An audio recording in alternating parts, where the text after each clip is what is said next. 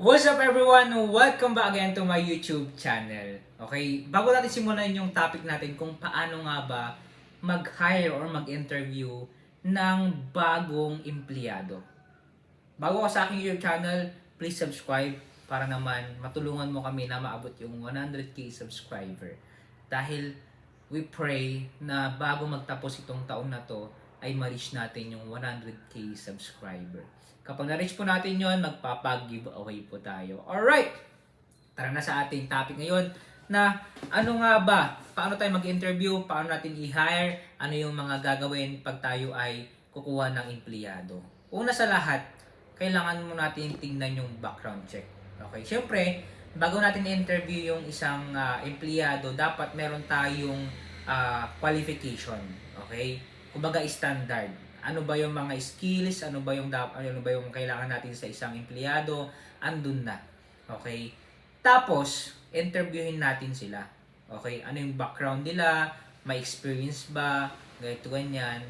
Tapos, after that, okay, titignan natin, kumbaga itatry natin. Okay? Dapat ma-discern natin kung totoo ba yung nasa resume nila na ganito sila, ganito, ganyan. Tanungin mo, itry nyo sila kung talagang totoo ba yung sinasabi nila. Kasi sa pag-interview, paghawak ng tao, sobrang hirap. Sobrang stressful. Dumating yung time na nagkaroon ako ng empleyado na pinag-uusapan ka. Alam nyo ba dati yung office ko dati, yung shop namin, merong CCTV. Pinag-uusapan nila ako, sobrang hirap. Kasi that time wala akong partner, mag-isa ko lang. Kaya ako nasasaktan ako kapag pinag-uusapan tayo. May mga mali tayong decision and everything, ganito ganyan. So, that's our fault. Kaya yung disadvantage pag wala kang partner sa buhay. Nakakalungkot. it's okay. Time will come, dating naman yung partner natin eh.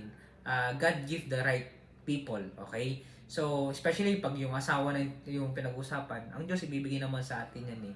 Lalapit at lalapit yan. Kumbaga, pag opportunity, kunyari dumating yung opportunity tapos hindi mo muna iniasikaso, ang isipin mo kung talagang binigay sa'yo ng Panginoon yan, babalik at babalik yan. Parang kukulit yung opportunity yan, kukulitin tayo. Okay, ganoon din sa empleyado. Okay, babalik yan, magmamakaawa yan na kailangan niya ng trabaho. Tapos ako nga, parang ako gusto ko rin magkaroon ng PWD na empleyado kasi naawa ko sa kanila, gusto ko rin kasi nagpo-proceed sila, gusto nila magtrabaho kaysa yung mga buo naman yung katawan, wala namang diferensya sa katawan, o kaya naman normal lang sila pero hindi sila nagtrabaho. So yun yung mga gusto kong i-hire actually. Okay, so balik tayo sa topic natin na after that, bago natin may interview, makita natin, na-discern natin na ganito ganyan, 1 to 3 days. Okay, tawagin mo sila kasi madaming mag-a-apply niyan eh, madaming application na gusto mag-apply sa position, manager, ganito ganyan. So syempre, pag umabot ng 15 na application, i-screening mo muna yan. Titingnan mo muna yung mga karapat-dapat na pwede nyong kunin o kaya sa position na yon. After 1 to 3 days, yan, pwede nyo nang ilatag. Basta lahat doon, pag-usapin nyo, tapos pag-usapin nyo kung okay lang to, yung sahod na to, tapos yung mga ilalatag nyo, benefit, ganito ganyan, magtatanong yung mga yan. Tapos after that, magpipirmahan na kayo. Okay, syempre, ang batas ng DOLE daw is, kailangan is yung dapat may benefit na agad. Pero, it depends pa rin. Case to case basis pa rin. Okay? So, yun lang naman yun yung experience ko. Sana nagkaroon kayo ng idea at ibabalance nyo kasi yan. At mangusap ang Diyos sa inyo. Alright? So, bago tayo matapos sa ating vlog, meron pala akong ginawang libro para po sa inyo, Negosyo Reality, para sa mga gusto magsimula ng negosyo o kaya naman may problema sa negosyo, pwede nyo pong basahin ito, pwede po kayong bumili. Medyo may kamahalan nga lang, pero dito nyo mababasa kung bakit mahal itong libro na to. May value po ito, kaya po mahal. Pero hindi na mahalaga yun, basta ang mahalaga ay dito nyo pong malalaman dagdag knowledge po para po makatulong sa negosyo nyo po.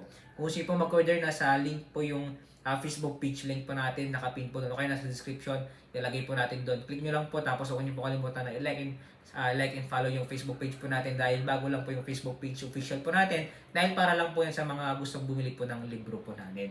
Alright, so dito muna tayo. Salamat sa panonood and ingat-ingat po kayo lahat. Exciting po yung mga pa-excite po yung mga video po natin kaya abangan nyo po at lagi po kayong mag-ingat dahil may bagyo po ngayon. Alright, so God bless po. See you in my next vlog.